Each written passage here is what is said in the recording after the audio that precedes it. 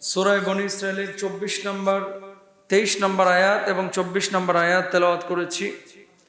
ইনশাআল্লাহ চেষ্টা করব শুধু 23-24 না, এই সূরার মধ্যে 23 নম্বর আয়াত থেকে নিয়ে 39 নম্বর আয়াত পর্যন্ত প্রায় 14-15টা শিক্ষা আল্লাহ তাআলা আপনার আমার জন্য রেখেছেন। আজকে পুরো জুমার আলোচনায় এই 14-15টা শিক্ষা নিয়ে কথা বলবো ইনশাআল্লাহ।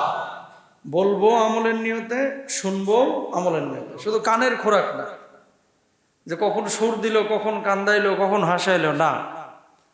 আমরা কথাগুলো শুনবো খোরাকের জন্য, কারণ আপনি নিজে পড়ে অনেকে বুঝতে পারেন না। রব্বির হামহুমা কামা রব্বায়ানি সগীরা এখানে পারে না এমন কেউ নাই, সবাই পারে। কিন্তু এটার আগে পরে কি আছে, কেন আল্লাহ তাআলা বলেছেন, এটা কিন্তু আমরা অনেকে জানি না।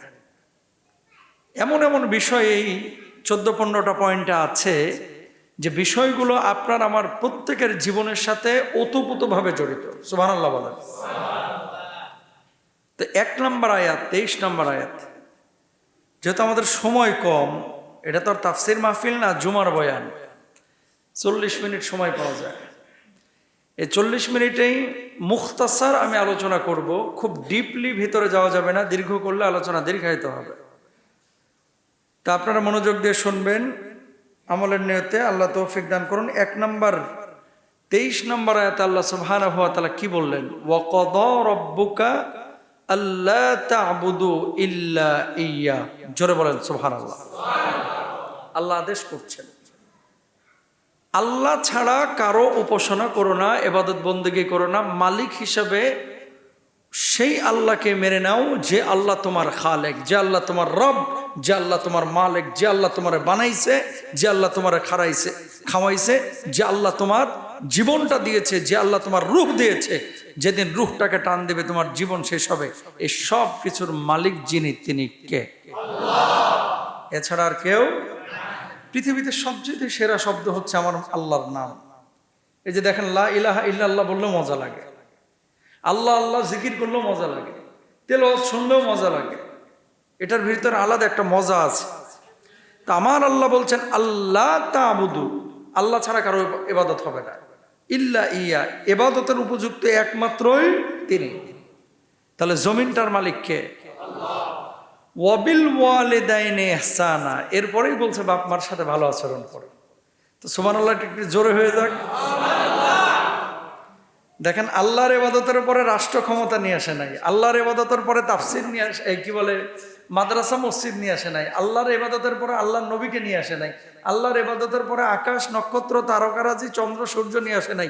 আল্লাহর ইবাদতের পরে আল্লাহ বলছে, এই বান্দা, আমার ইবাদতের পরে তোর প্রধান দায়িত্ব হচ্ছে বাপ মার সাথে ভালো আচরণ করা। কোটি কোটি বিষয় আপনার আমার সামনে আছে। তার মানে বুঝতে হবে, মালিক আপনাকে বোঝাচ্ছে যেমনই ভাবে নামাজ পড়া ফরজ, বাপ মার ইবাদত করা তেমনি, বাপ মার খেদমত করা তেমনি ফরজ। আর ইবাদত কার? আল্লাহ।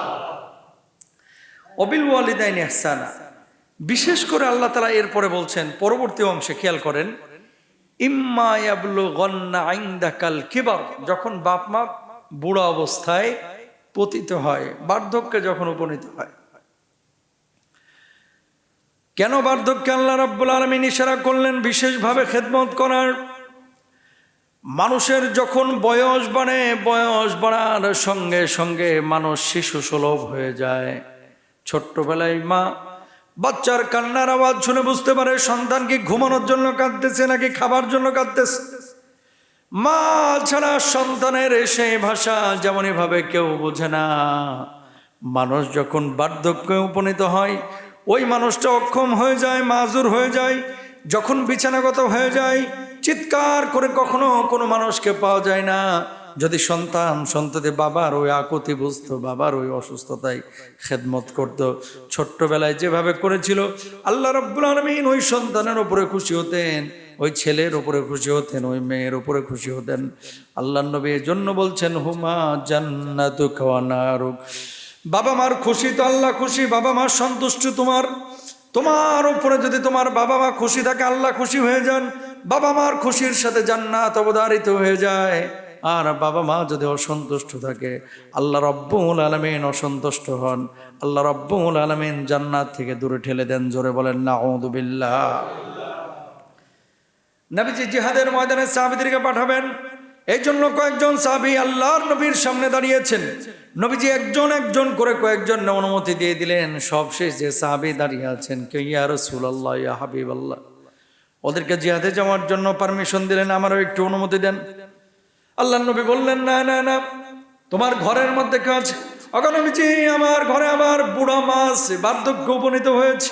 আল্লাহর নবী বললেন, সেবা করার মতো কোনো মানুষ আছে নাকি? সাহাবী জবাব দিলেন, নবীজি, সেবা করার মতো কোনো মানুষ নাই, কিন্তু তারপরও আমি জিহাদের ময়দানে যাইতে চাই, সওয়াব থেকে আমি মাহরুম হইতে চাই না। আল্লাহর নবী বললেন, ওরা জিহাদের ময়দানে যাচ্ছে, তোমার পারমিশন নাই, যাও মায়ের খেদমত করো। সাহাবী বললেন, ইয়া রাসূলুল্লাহ, ইয়া হাবিবাল্লাহ, ওরা তো জিহাদের ময়দানে যাওয়ার পরে, যুদ্ধে যাওয়ার পরে অনেক সওয়াব পাবে, আমি তো বাড়িতে মায়ের খেদমত করার কারণে সে সওয়াব পাবো না। আল্লাহর নবী বললেন, ওরা জিহাদের ময়দানে যাওয়ার পরে যুদ্ধ করবে আল্লাহর রাস্তায়, যে পরিমাণ সওয়াব আল্লাহ রাব্বুল আলামিন দান করবেন, তুমি তোমার মায়ের খেদমত করার কারণে ওই বাড়িতে থেকেও আল্লাহ রাব্বুল আলামিন তোমার জন্য সেই সওয়াব অবধারণ করে দিবে। জিহাদের ময়দানে আল্লাহর নবী পাঠান নাই যে কোথায় মায়ের খেদমত করো। ও কলিজার টুকরা ভাইরা আমার, এবার একটু খেয়াল করেন, বুড়া বাপ মায়ের সময় খেদমত কম পায় না বেশি? বেশি। কম? কম না বেশি? কেন বলেন তো? যত বেশি শিক্ষিত হচ্ছে তত বেশি বাটপার পয়দা হইতেছে। আগে মূর্খ সূর্খ ছিল, খেদমত বেশি করত, এখন শিক্ষিত চোর বেশি। বিচার হয় সিসকা চোরের, আর যেটা মনে করেন আসলে এলিভেটেড এক্সপ্রেসওয়ের পিলার খাইতেছে, এটার বিচার হইতেছে না। কথা ছিল 26 সালে শেষ হবে, এখন শুনতেছে 30 সালেও হওয়ার সম্ভাবনা নাই, আরো 2-4 বছর বাড়তে পারে। ছিল হচ্ছে 12-13 হাজার কোটি টাকায় শেষ হয়ে যাবে, এরপরে এখন 1 লাফে 26,000 কোটি টাকা নিয়ে গেছে। কত হাজার? 26,000 কোটি টাকা। পৃথিবীর ইতিহাসে এরকম নজির পাওয়া যায় না, এমন এমন বিষয় এই বাংলার জমিনে দেখা যায়। কথা বলেন ঠিক কিনা? এদের বিচার কেউ করতে পারে না, এদেরকে কেউ মুখোমুখি করতে পারে না, কারণ এদের হাত অনেক লম্বা, এদের হাত অনেক লম্বা। বিচার হয় সিসকে চোর গুলার, সিসকে চোর। মাঝখানে একটু কথা বলে দিই, ওই যে গাছ কিনছে নাকি 50,000 টাকা করে, 1 লাখ টাকা করে, জিয়া বিমানবন্দরের ওই যে সামনে যে নতুন টার্মিনাল, একটা ছোট গাছ যেগুলোর দাম 500-700 টাকা, এগুলো কিনছে নাকি 50,000 টাকা করে।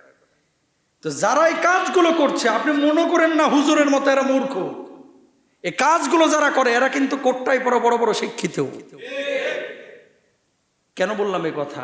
আগকার যুগে বাপ মা অত শিক্ষা দীক্ষা দিতে পারে নাই, কিন্তু ছেলে মেয়েরা বাপ মার খেদমত বেশি করছে। আর এখন যত বেশি শিক্ষিত, আমার একটা পার্সোনাল লাইফ আছে না, কথা কন না কেন? সেফটি সিকিউরিটি, আমার বউ আমার মায়ের সাথে থাকতে চায় না, আছে না? আমাদের পার্সোনাল লাইফ আছে না? পার্সোনাল লাইফ তুমি করো না ভাই, তোমার বাপ মা আধা হাত পেটের মধ্যে তোমার মা তোমার জায়গা দিয়েছে, আর তোমার 6 তলা বিল্ডিং এ তোমার বুড়া মার তোমার বাপের জায়গা হইতেছে না। তোমার মা তো সেদিন সেফটির চিন্তা করে নাই, তোমার বাপটা তো সেদিন রিক্সা চালিয়েছে। এলাকায় অনেক মানুষ আছে আগে রিক্সা চালিয়েছে, এখন বাড়িওয়ালা। কই সেদিন তো তোমারে ফেলাইয়া দেওয়া যায় নাই, আজকে কেন ফেলাইয়া দিচ্ছ? তোমার চাইতে গাদ্দার বেঈমান এই গোটা জামগড়ায় একটাও নাই। কিভাবে কল্পনা করো নামাজ পড়ে খালি জান্নাতে যাইবা? নামাজকে আমার আল্লাহ রাব্বুল আলামিন যেমন ফরজ করেছে, বাপ মার খেদমত করাকে আমার আল্লাহ তেমনই ফরজ করে দিয়েছে। জোর বলেন সুবহানাল্লাহ। খেদমত করবেন তো ইনশাআল্লাহ?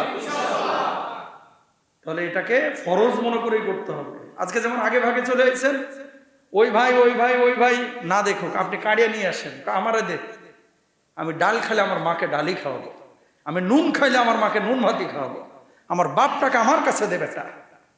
কারণ বাপ মা দোয়ার ভান্ডার। পৃথিবীতে যারা বড় হয়েছে তারা বাপ মার দোয়াতেই বড় হয়েছে। খুব আলোচনা হয়, দেখেন না, সিলেটের একজন শিল্পপতি, লন্ডনের ফাহিম সাহেব। আমি যখন ইংল্যান্ডে ছিলাম, বার্মিংহামে গিয়েছি, ওখানে দেখলাম যে এক চ্যারিটি প্রতিষ্ঠানে একাই সে সময় কত 20,000 পাউন্ড না 15,000 পাউন্ড দিয়েছিলেন। উনার কথা বলতেছি না, উনাকে জিজ্ঞেস করা হচ্ছে যে আপনি এই পর্যায়ে এসেছেন। ওনারা কেমন, ওই গোটা বিশ্বটাকে এরা গুলিস্তান যাত্রাবাড়ির মতো মনে করে। সকালে দুবাই, তো দুপুরে আবার সুইজারল্যান্ড। বড় ব্যবসায়ী, যাই হোক, যেভাবেই হোক হয়েছে। জিজ্ঞেস করতেছে কি কারণে, কোন কারণে আল্লাহ তাআলা এত বড় করলেন আপনারা। উনি আবার আলেম ফ্যামিলির মানুষ, ওনার মামা টামা সব বড় আলেম। উনি এক কথায় জবাব দিলেন, একমাত্র আমার মায়ের দোয়ার কারণে। মায়ের যখন বিছানাগত ছিল তখন আমি মলমূত্র পরিষ্কার করেছি, মায়ের পা টিপে দিয়েছি, মায়ের জুতা পরিষ্কার করেছি, মায়ের শরীরে গোসল আমি করিয়েছি। ঢাকা বিশ্ববিদ্যালয়ে একজন টিচার কয়েকদিন আগে আমাকে বললেন যে হুজুর, আমি আমার মায়ের খেদমত করেছি, এবং যখন পায়খানা করে দিত আমার বউ ঘৃণা করতো। স্বাভাবিক, আরেকজনের মেয়ে, গন্ধ লাগে, রুচিতে অনেকে পারে না। আমি করেছি হুজুর, আমি দেখেছি মায়ের দু চোখ থেকে পানি বেয়ে বেয়ে পড়তো, আর মা খালি পিল করে বলতো আস্তে আস্তে, আল্লাহ আমার এই বাজানকে দুনিয়াতে কোনো জায়গায় আটকায় না। জোরে বলেন আল্লাহ। তো বাপ মা এত দামি সম্পদ, এটা আমার কথা না। এই যে 23 এবং 24 নম্বর আয়াতে আল্লাহ নিজে বলছেন, যিনি বলেছেন তিনি কে? আরো জোরে বলেন, তিনি কে? তাহলে 1 নম্বর শিক্ষা হচ্ছে, আমরা বাপ মাকে আজকে থেকে সম্পদ মনে করব। কি দিল না দিল তাকাবো না, যে আমার আব্বা আমারে কি দিছে, আমার মা কি দিছে, এই দিকে আমরা তাকাবো না। আমরা মনে করব এটাই আমার সম্পদ। আমার বাড়ি গাড়ি না থাকুক, আমার মা বাপকে আমি ছাড়বো না, ইনশাআল্লাহ। বুঝবেন সেদিন, যেদিন মারা যাবে। আছেন তো, টের পাইতেছেন না কি সম্পদ ঘরে নিয়ে বিচার হয়েছে, কি সম্পদ আছে, বুঝবেন একদিন, যেদিন থাকবে না। এটা হচ্ছে আমাদের আজকের 1 নম্বর শিক্ষা। এরপর আল্লাহ রাব্বুল আলামিন কি বলছেন খেয়াল করেন, 2 নম্বর আয়াত, রব্বুকুম আ'লামু বিমা ফি নুফুসিকুম ইন তাকুনু সালিহিনা ফাইন্নাহু কানা লিল আওয়াবিনা গফুরা।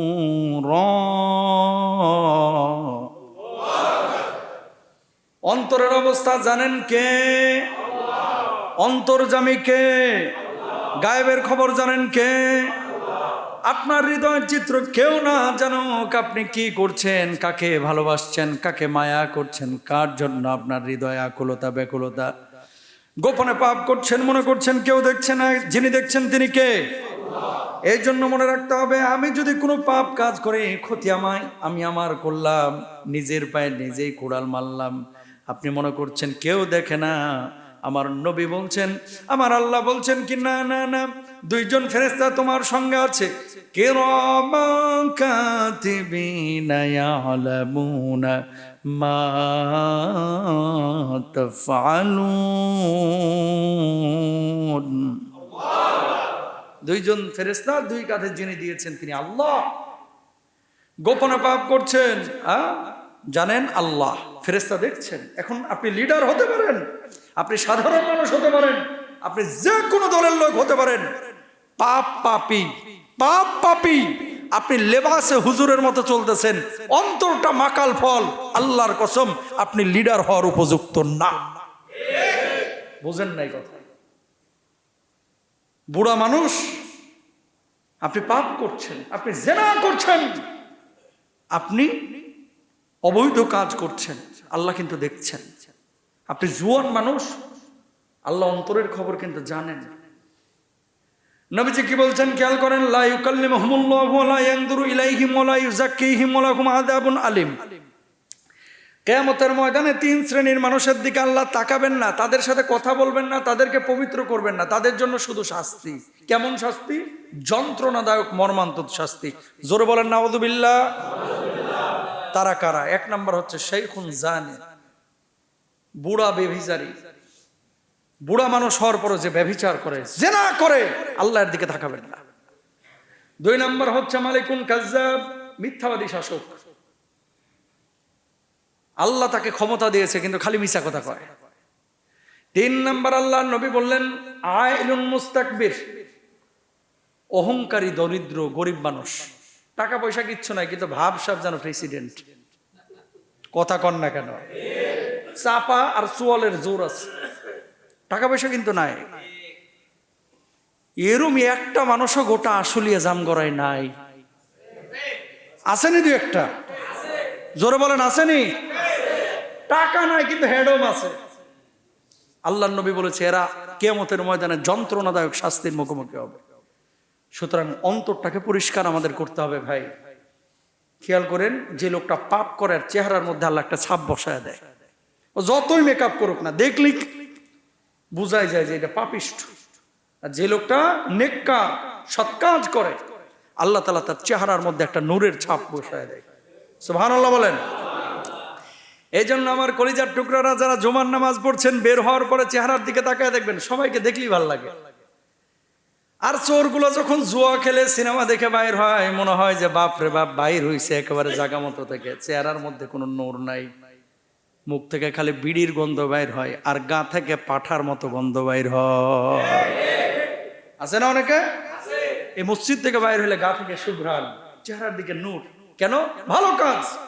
এই জন্য রব্বুকুম আ'লামু বিমা ফি নুফুসিকুম, আপনার হৃদয়টা, এটা আমি হুজুর জানবো না, আমার কামরুল ভাই জানবে না, আমার জামাল ভাই জানবে না, আমার জসিম ভাই জানবে না।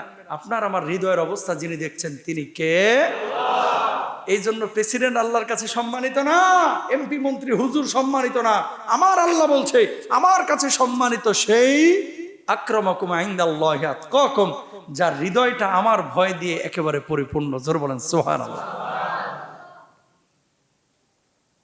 কিছু হুজুর আছে না, এই যে একটু আগে ভাই আমার এখানে আসার পথে এই সোশ্যাল মাধ্যমে স্ক্রিপ্ট করতে করতে দেখলাম এক হুজুর বাঁশ দিয়ে মাদ্রাসার ছাত্রকে পিটাইতেছে, এমন ভাবে মারতেছে।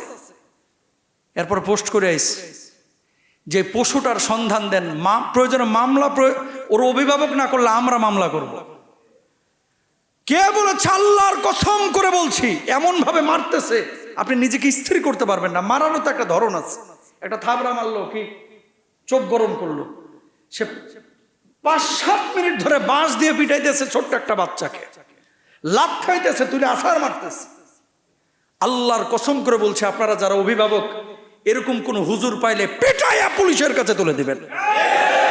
এই মিয়া কে বলছে এগুলো? ইসলাম এইভাবে আপনাকে দিন শিখাইতে বলছে কি? আপনার কোথায় পেয়েছেন এসব ভণ্ডামি? আল্লাহর কসম, আল্লাহর কসম, আল্লাহর কসম, এইভাবে মেরে নবীজি কোনোদিন কোরআন শেখান নাই, দিন শেখায় নাই। আপনার সন্তানকে এভাবে মারধর করে হাফেজ বানাইতে আল্লাহ বলে নাই, বলে নাই, বলে নাই। বুঝেন নাই কথা? কে সচেতন হবে? কে করবে? এখন বোবা কান্না ছাড়া আর কিছু করার নাই। এর আগেও বলেছিলাম যে মাদ্রাসাগুলোয় সিসি ক্যামেরা বসানো উচিত। অনেক মাদ্রাসায় আছে এতিম ছাত্র, এর বাপ মা কেউ নাই, হেডম নাই, পাওয়ার নাই, অনেক খবিস আছে, লম্পট আছে, যারা ওস্তাদ হওয়ার যোগ্যতা নাই। এগুলোকে বসায়া দিছে, পশুর মতো মারধর করে। আল্লাহ বলে নাই? আমার নবীকে দেখাইতে পারবেন একটা দলিল যে সাহাবীদেরকে কোরআন শেখাইছে এভাবে মাইরে? দেখাইতে পারবেন কেউ? যদি পারেন হাতটা তুলে দেখান যে মারিয়া এভাবে কোরআন হাদিস শিখাইছে। শাসন দরকার আছে, সেটা হচ্ছে চোখ গরম করা। এই পড়ো, ভয় দেখান আপনি, এইভাবে তুলে আপনি আছাড় মারবেন? এরা মানুষ না, এগুলো এক একটা জানোয়ারের চাইতে অধম। কথা বলেন ঠিক করে ভাই? সচেতন হন। এলাকায় যত মাদ্রাসা আছে সব মাদ্রাসাগুলো আমাদের কলিজার টুকরা, আপনারা ভালোবাসবেন। কিন্তু কোনো পশু যদি মাদ্রাসার ভিতরে ঢুকে, ওর জায়গা মাদ্রাসা না, ওর জায়গা হচ্ছে জেলখানা। আপনার সন্তান আপনার কাছে যেমন মায়ার, আমার কাছে তেমনই মায়ার। এই দরদটা যদি কোনো পশুর না থাকে, সে উস্তাদ হওয়ার উপযুক্ত না, সে উস্তাদ হওয়ার উপযুক্ত না। কোথা থেকে আসলো কথাটা? আল্লাহর ভয়। এটা চেহারা সুরত দেখে বোঝা যায় না ভাই, দাড়ি টুপি পাঞ্জাবি দেখে বোঝা যায় না। কি স্কুল, কি মাদ্রাসা, কি বিশ্ববিদ্যালয়, কোন জায়গায় ছাত্রদেরকে এইভাবে মারধর করা ইসলাম অনুমোদন করে না।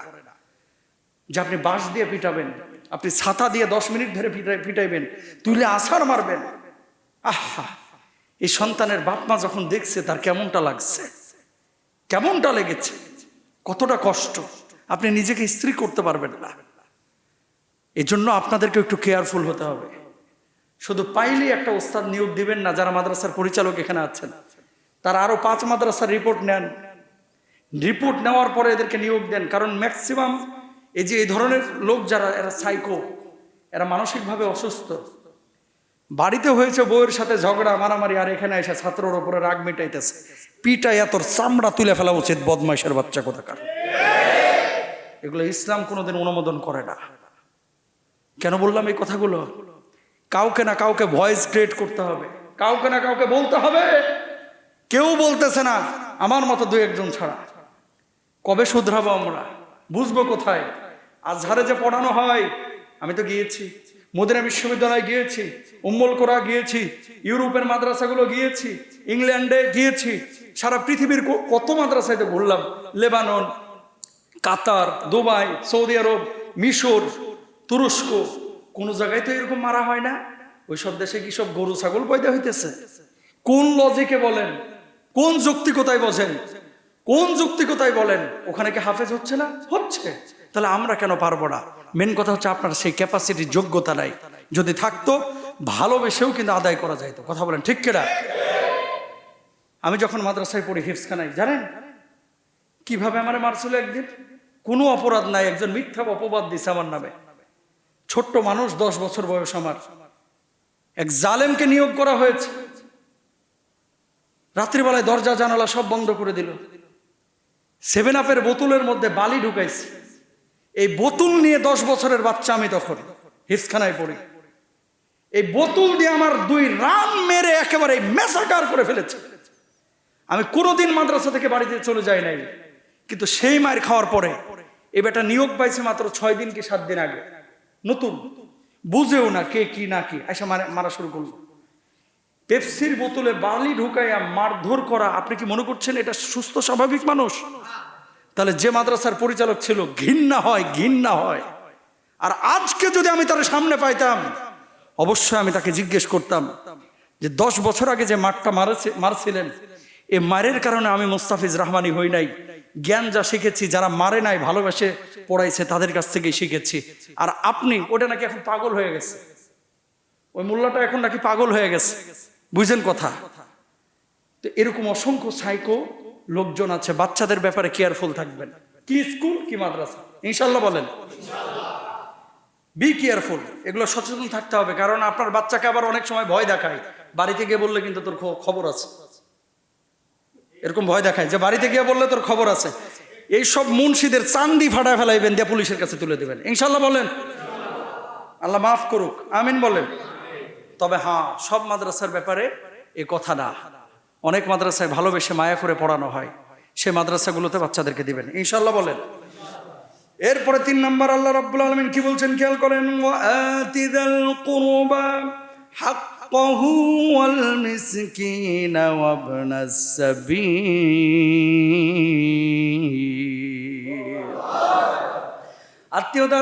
আত্মীয়দের হক আদায় করো, তারপর মিসকিনের হক আদায় করো, মুসাফিরের হক আদায় করো, টুরিস্ট যারা পর্যটক তাদেরও হক আদায় করতে হবে। আমরা আত্মীয়তার সম্পর্ক নষ্ট করছি, আমরা মিসকিনের হক নষ্ট করছি।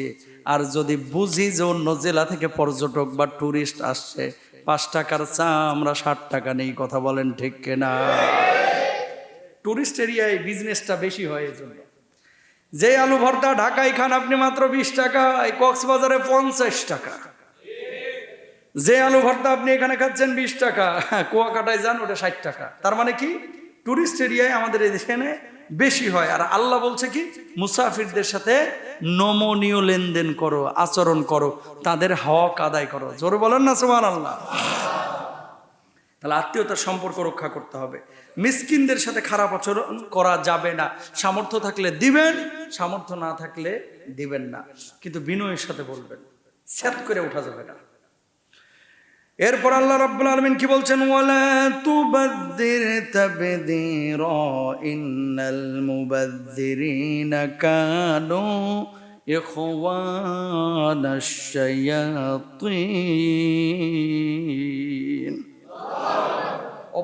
অপব্যয় করো না, অপচয় করো না। এটা কে বলেছেন? আমার আল্লাহ সুবহানাহু ওয়া তাআলা। কলিজার টুকরা ভাইরা আমার, নবীজি বলেছেন ওয়ান মালিকি মিন আইনা ইকতাসাবা ওয়া ফিমা আনফাকা, সম্পদ দেওয়ার মালিক কে? আল্লাহ। কিয়ামতের ময়দানে জিজ্ঞেস করবে কোন পথে অর্থ উপার্জন করেছো আর কোন পথে খরচ করেছো, এই হিসাবটা দিয়ে যাও। কারণ যে আল্লাহ রাব্বুল আলামিন আপনারা ধনী বানিয়েছেন, সেই আল্লাহই কিন্তু আরেকজনকে গরিব বানিয়েছেন। আপনারা যে ধনী বানিয়েছেন এটা আল্লাহর পক্ষ থেকে একটা বিশেষ নিয়ামা। সুবহানাল্লাহ বলেন। আল্লাহ চাইলে আপনারা গরিব বানাইতে পারতেন। সুতরাং বৈধ উপায়ে উপার্জন করলেই হবে না, বৈধ জায়গায় বৈধভাবে খরচ করতে হবে। যেখানে সেখানে খরচ করা যাবে না, এটা আল্লাহ বলেছেন, আমার কথা না। দেখছেন কত সুন্দর সুন্দর মেসেজ। তাহলে 1 নম্বর পাইলেন বাপ মার খেদমত, 2 নম্বর হচ্ছে হৃদয়ের খবর জানেন আল্লাহ, 3 নম্বর হচ্ছে আত্মীয়তার সম্পর্ক করা, মিসকিনকে হক আদায় করা, তারপরে হচ্ছে মুসাফিরদের সাথে ভালো আচরণ করা। এরপরে বলা হচ্ছে যে খবরদার তোমরা কি করো না, অপচয় করো না। এরপর আল্লাহ রাব্বুল আলামিন বলছেন ফাকুল্লাহুম কাওলাম মাইসুরা। ওই যে একটু আগে বলেছি যে যদি সামর্থ্য না থাকে মিসকিনদের সাথে সুন্দর করে কথা বলো, যে সরি ভাই পারলাম না, আজকে দিতে পারলাম না, এরপরে আবার আইসো তুমি, আমি দিব ইনশাআল্লাহ। এভাবে মিষ্টি করে বলবেন, ইনশাআল্লাহ বলেন। এরপরে শিক্ষা কি? রিজকের মালিক হচ্ছে আল্লাহ সুবহানাহু ওয়া তাআলা। দুনিয়ার মানুষ, কোম্পানির বস, চেয়ারম্যান, এগুলো হচ্ছে ওসিলা, কিন্তু মূল মালিক হচ্ছে আমার আল্লাহ। ইন্না রাব্বাকা ইয়াবসুতুর রিজকা লিমান ইয়াশা ওয়া ইয়াকদির। রিজকের মালিক যেহেতু আল্লাহ, যে কোনো সংকটে প্রথম চাওয়াটাও হবে কার কাছে? রিজিক মানে কি জানেন? কি রিজিক মানে? আমরা মনে করি হচ্ছে ভাত, রিজিক মানে মনে করি রুটি, রিজিক মানে মনে করি পোলাও, কোরমা, গোশত, রোস্ট ব্রোস্ট। না, রিজিক হচ্ছে সুস্থতা, রিজিক হচ্ছে খাবার দাবার, রিজিক হচ্ছে পোশাক আশাক, রিজিক হচ্ছে সন্তান সন্ততি। সামগ্রিকভাবে সব বিষয়কেই আল্লাহ রাব্বুল আলামিন যখন আপনার জন্য বারাকা মণ্ডিত করবে, তখন এটা হচ্ছে আসল রিজিক। সুবহানাল্লাহ বলেন। আরেকটু উদাহরণ দিই। এই এলাকায় অনেকে আছে মাসে 3-4 লাখও কামায়, আর অনেকে আছে মাসে কামাচ্ছে মাত্র 10,000। আচ্ছা খেয়াল করেন, কামাইলেন 3 লাখ, কিন্তু প্রতি মাসে ডাক্তার আর মেডিসিন এগুলোতেই চলে যাচ্ছে 2.5 লাখ, কোনো লাভ নাই। আর কামাইলেন 20,000, কোনো রোগ বালাই নাই, এটা হচ্ছে বারাকা। সুবহানাল্লাহ বলেন। কামাইলেন 20,000, ছেলে মেয়েরা সবাই মানুষ হয়ে গেছে। রাস্তা দিয়ে যখন ছেলেগুলো হাইটা যায়, দোকান থেকে ওই মানিক ভাই দেখে বলে, আরে কই জামাল মিয়া একটা ভালো সন্তান জন্ম দিচ্ছে, আল্লাহ রহম করছে যে এত সুন্দর ছেলে, কারো ক্ষতি করে না। অনেকে অনেকের ছেলে নিয়ে মেয়ে নিয়ে এরকম প্রশংসা করে, অনেকে করে যে একেবারে একের ছেলে গোটা এলাকায়, একেবারে ভালো মেয়ে, মাশাআল্লাহ, এর চাইতে ভালো মেয়ে নাই। এগুলো হচ্ছে বারাকা। আল্লাহর কাছে দোয়া করবেন, আল্লাহ আপনি আমার জন্য এমন বারাকা দান করেন যেটা দুনিয়া এবং আখিরাতে আমার নাজাতের মাধ্যম হবে। জোরে বলেন সুবহানাল্লাহ। এভাবে আল্লাহর কাছে দোয়া করবেন। তো রিজিকটা কি? রিজিক আল্লাহ দেন, কিন্তু রিজিক যিনি দিবেন তার পেছনে না ছুটে আমরা এখন ছুটি হচ্ছে রিজকের মাধ্যমের পেছনে। যদি রিজিকের মালিকের পেছনে ছুটতাম, তাহলে আসমান থেকে বারাকার দরওয়াজা আল্লাহ তাআলা উন্মুক্ত করে দিতেন। জোরে বলেন সুবহানাল্লাহ। এরপর আল্লাহ রাব্বুল আলামিন কি বলছেন খেয়াল করেন, ওয়ালা তাকতুলু আওলাদাকুম খাশিয়াতা ইমলাক নাহনু নারযুকুহুম ওয়া ইয়্যাকুম। জোরে বলেন আল্লাহু আকবার। দারিদ্রতার ভয়ে কখনো সন্তানকে হত্যা করে ফেলো না, এটা একটু বুঝতে হবে। সন্তান যখন পেটের মধ্যে থাকে, অনেক বাপ মা চিন্তা করে সন্তান চলে আসলো, কি খাওয়াবো, কি পড়াবো। আপনার সন্তান যখন জন্ম নিবে সে কিন্তু রিজিক নিয়ে আসবে। অনেক বাপ মা রু আসার পরে সন্তানকে কেটে কুটে ভেতরেই নষ্ট করে ফেলে। 3 মাস, 3.5 মাস, 4 মাসের মধ্যে যখন রুটা চলে আসছে, কোনো কারণ নাই, আপনি যদি কি খাওয়াবেন এই ভয়ে সন্তানকে এইভাবে কেসি দিয়ে কেটে কেটে তার হাড় কাটে, তার হাত কাটে, তার মাথা কাটে, তার পেট কাটে, তার পা কাটে। একজন জীবিত মানুষের যেমন কষ্ট হয়, আপনার বউয়ের পেটের মধ্যে, স্ত্রীর পেটের মধ্যে ওই ছোট্ট বাচ্চাটারও তেমনই কষ্ট হয়। বাবা হিসাবে আপনার চাইতে বড় জালেম আর কেউ নাই। কথা বলেন ঠিক কিনা? কারণ বাচ্চাটার তো রূপ চলে এসেছে। এই জন্য কলিজার টুকরা ভাইরা আমার, যদি কোনো ঝামেলা থাকে, আপনার স্ত্রীর যৌক্তিক কারণ থাকে, তাহলে আগেই আপনি বন্ধ করতেন, রূহ আসার আগে।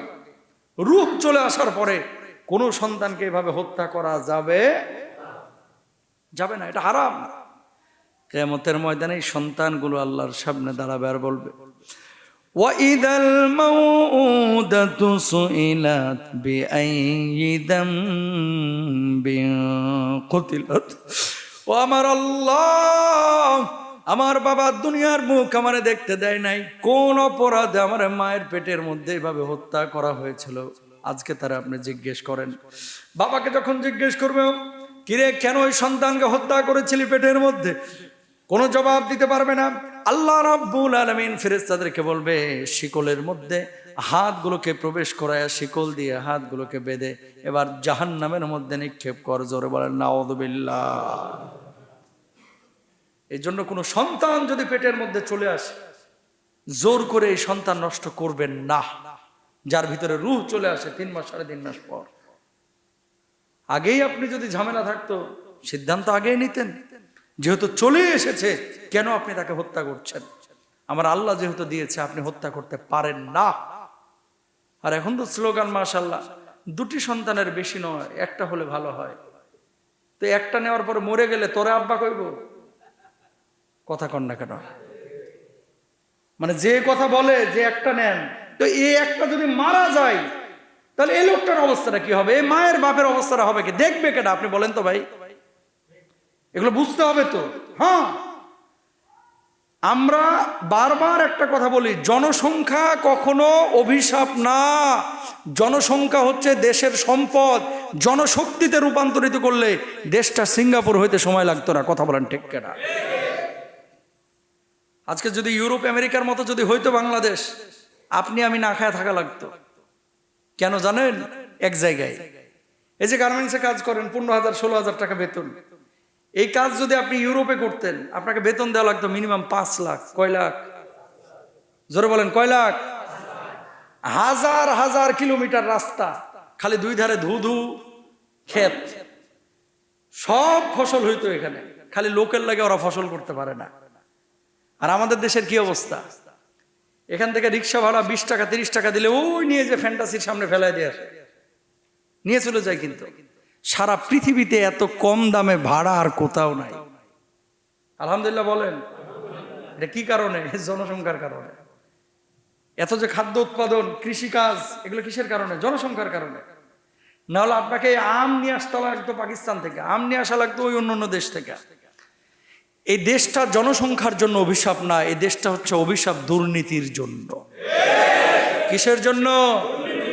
দুর্নীতির জন্য। সুতরাং কে কয়টা বাচ্চা নিচ্ছে এদিকে মাথা না দিয়া ফাইল আটকায় ঘুষ খাইতেছে কোন বদমাশ, এগুলো আগে আটকান।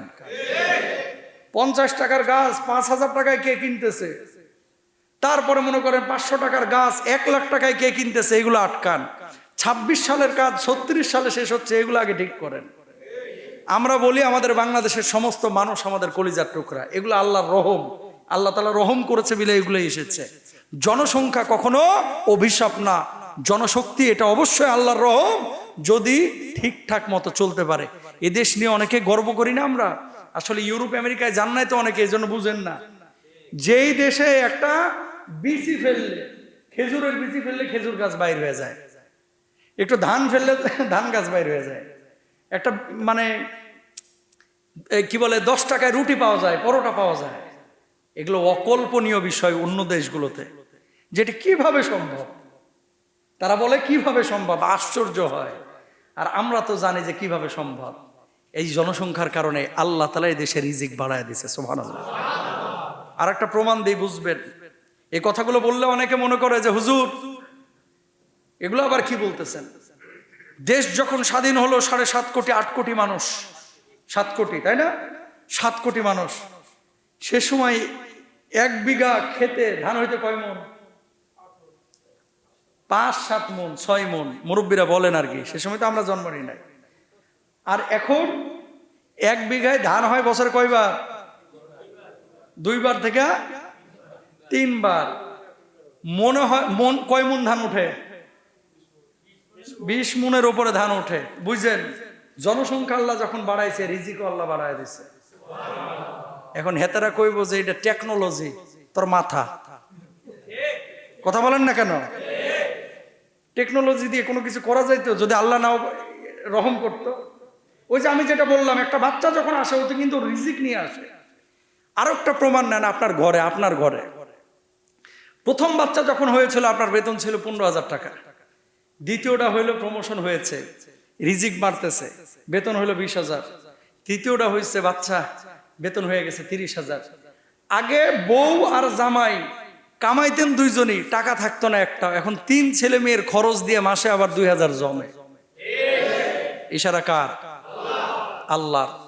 এটাই বিশ্বাস, এটাই ঈমান। আপনাকে মানতেই হবে ভাই। এই যে এখানে যারা আছেন, বিয়ের পরে যা কামাইছেন বারাকা আছে, এগুলো জমছে, ফ্ল্যাট হয়েছে, বাড়ি হয়েছে, সম্পদ হয়েছে। বিয়ের আগেও তো অনেকে কামাই, বাড়ি হয় না কে? খালি ছাপরি পোলাপানের সাথে হুন্ডায় গিয়ার মারছে, কোনো কিছুই জমাইতে পারে না। কথা বলেন ঠিক কিনা? কামাইছে তো বিয়ের আগেও, জমায় না কেন? কারণ এই কারণে, ওটা হচ্ছে আলাদা। আর এই যে যখনই বাচ্চা কাচ্চা বউ চলে আসে, ও রিজিক নিয়ে আপনার কাছে এসেছে। সুবহানাল্লাহ বলেন।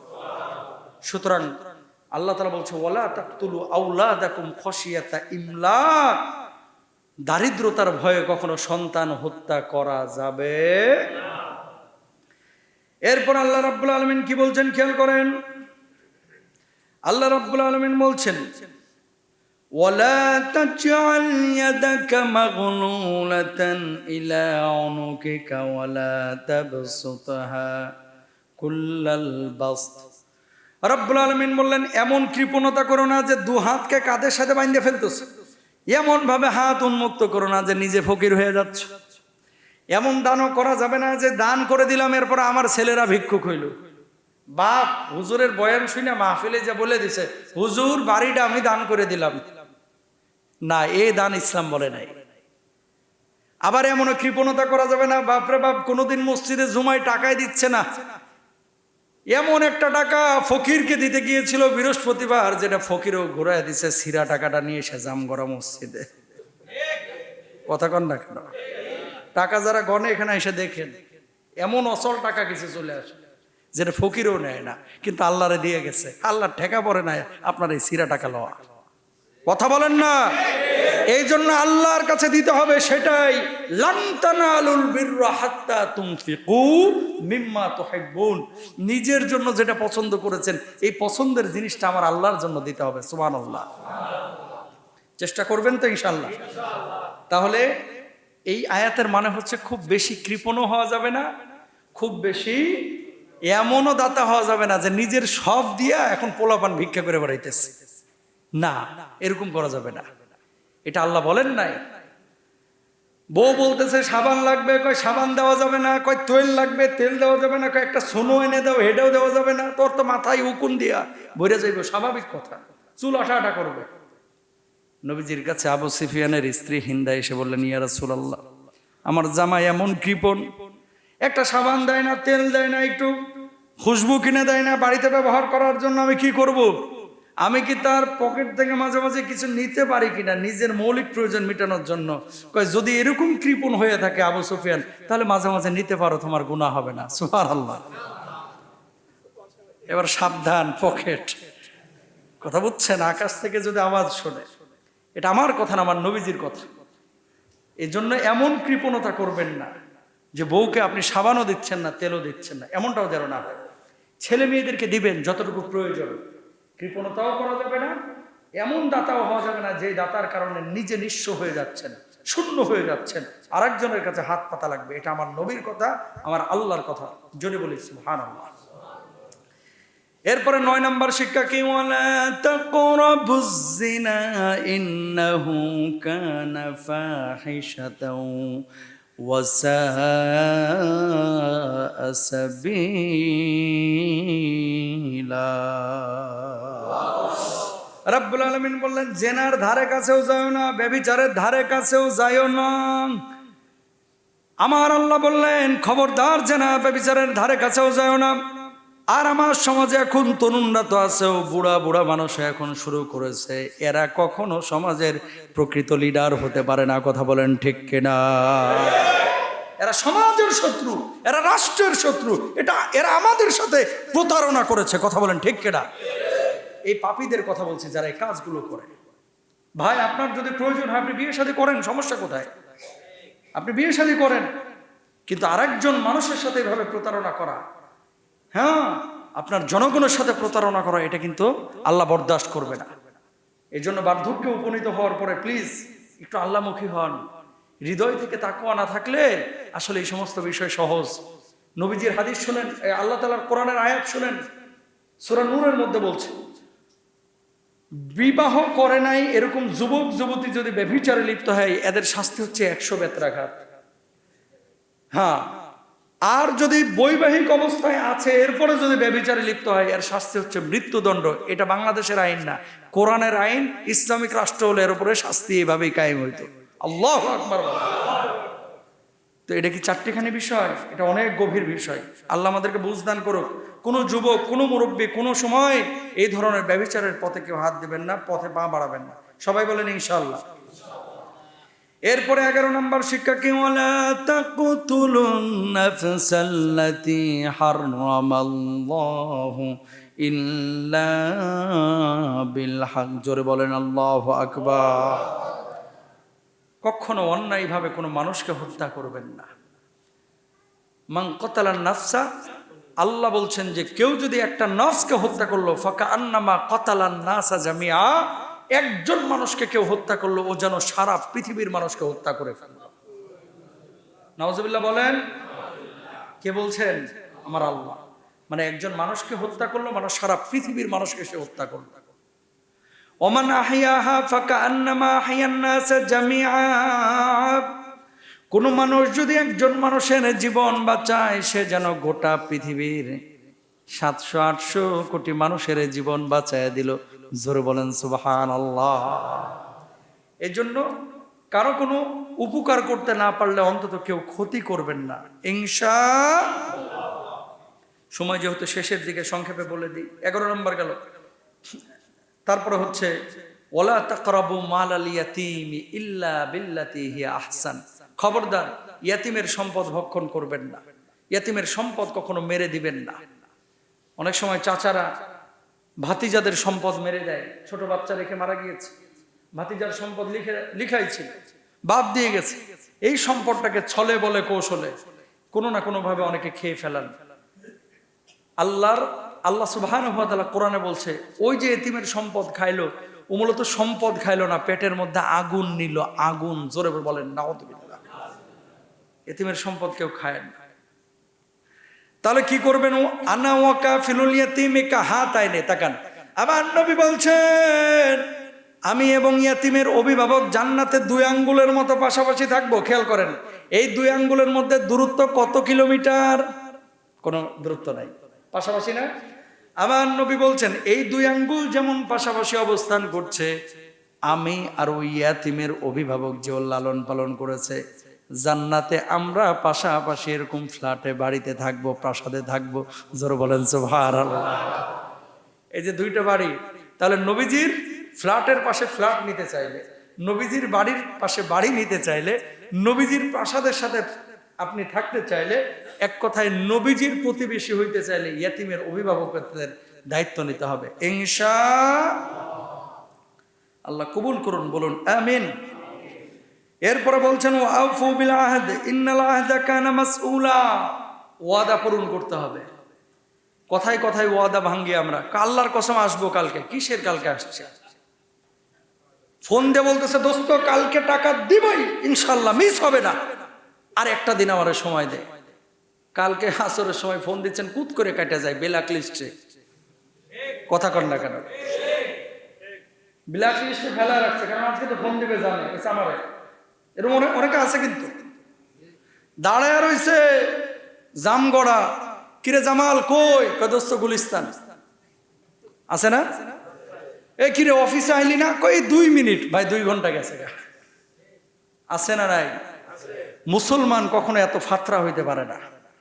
মুসলমানের জবান কাজ হবে একেবারে স্ট্রেট, কোনো ধরনের ভুগিঝুগি নাই। ভাই পারলে দিবেন, না পারলে বলবেন যে আমরা সময় দেন 7 দিন। মিছে কথা কোন কেউ আমরা বলবো না ইনশাআল্লাহ। কথায় কথায় আল্লাহর কসম। এর জীবনে যে পরিমাণ কসমের কাফারা আসছে, ও যদি দেয় ওর লুঙ্গি কাঁথা সব বিক্রি করা লাগবে। এরকম আছে না নাই? খালি আল্লাহর নামে কসম করে, খালি আল্লাহর নামে কসম করে, একটাও মানে না। এগুলোর জিব্বা আল্লাহ তাআলা আগুন দিয়ে কিয়ামতের ময়দানে কাটিয়ে দেবে। জোরে বলেন নাউজুবিল্লাহ। আল্লাহ রহম করুক, আমিন বলেন। শেষ, এরপর আর কয়েকটা বিষয় আছে। ওয়া আউফুল কাইলা ইদা কিলতুম ওয়াজিনু বিল কিসতাসিল মুস্তাকিম। খবরদার ওজনে কম দিও না, মাইপা যখন দিবা একটু সিস্টেমেটিক সুন্দর করে দিও। এমন ভাবে আম বিক্রি করলা, আমের কেজি হচ্ছে 1.5 কেজি, আর ওইটা মনে করেন ঠোঙ্গার গ্রামে হচ্ছে প্রায় 200 গ্রাম, ঠোঙ্গার ওজন। এরকম যেন না হয়। কিনবেনও পুঙ্খানুপুঙ্খানু ভাবে বুঝে, বেচবেনও এইভাবে। দাড়ি পাল্লা বা ওজন মাপার সময় কম দেওয়া, এটা সম্পূর্ণরূপে হারাম করে দিয়েছেন কে? আল্লাহ। এরপর আল্লাহ বললেন ওয়ালা তাকফু মা লাইসা লাকা বিহি ইলম। যেই বিষয়ে তোমার কোনো জ্ঞান নাই, এই বিষয়ে কথা বলতে যাবা না, যেটা আমাদের সবচেয়ে বড় সমস্যা। যেটা বুঝি সেটাও বলি, যেটা বুঝি না সেটাও বলি। হুজুর এটা নিয়ে কোনো কথা বলবেন না, কোরআনের কথা বলেন। আপনি কোরআনের কি বুঝেন? বুঝেন নাই কথা। এটা নিয়ে কথা বলবেন না, কোরআন নিয়ে কথা বলেন। তা আপনি কোরআনের সব পড়ছেন? অনেক মানুষ দেখবেন, আমি যদি আপনি একটা ব্যবসা করেন ফার্মেসির, আমি কি এগুলো বুঝি? এখন ওখানে যদি মাথা ঢোকাই তা আপনি আমার বোকা বলবেন। এই জন্য আল্লাহ বলছেন কি, যেটা বুঝো জানো সেটাই খালি আলোচনা করো, যেটা বুঝো না জানো না এটা নিয়ে কোনো কথা বলো না। যে বিষয়ে তোমার এলেম নাই সে বিষয়ে তুমি চুপ থাকো। সুবহানাল্লাহ বলেন। এটা আমার জন্য না, আপনাদের সবার জন্য শিক্ষা।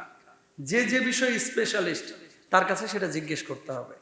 পারলেও মাথা ঢোকায়, না পারলেও মাথা ঢোকায়, এটা মুসলমানদের আখলাক হতে পারে না। ওয়ালা তামশি ফিল আরদি মারাহা। এরপর আল্লাহ বললেন অহংকার করে পৃথিবীতে চলো না, বিনয়ের সাথে চলো। মনে রাখবেন এই পৃথিবীতে যে যত বিনয়ী সে তত সম্মানিত, ঠিক কিনা? যে গাছে ফল বেশি সেই গাছ নিচের দিকে ঝুঁকে, আর যেটাই ফল নাই খালি ফরফর করে উপরে ওঠে। এই বাংলাদেশেও এই একই অবস্থা।